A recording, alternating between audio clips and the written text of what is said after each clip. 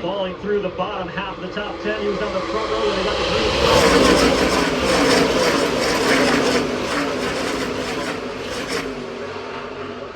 You've looked at the replay, a couple of these drivers, the race leaders, as a matter of fact, getting into the outside wall, going into turn one as they rebound and remount the charge to the front.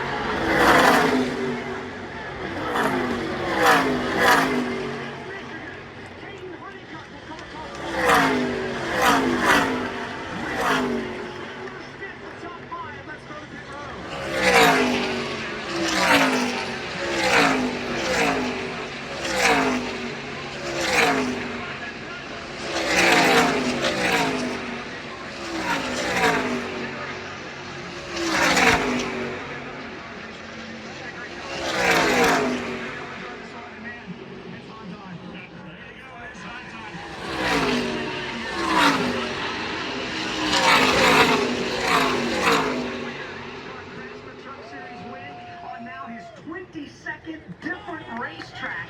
He's been able to do that as he checks.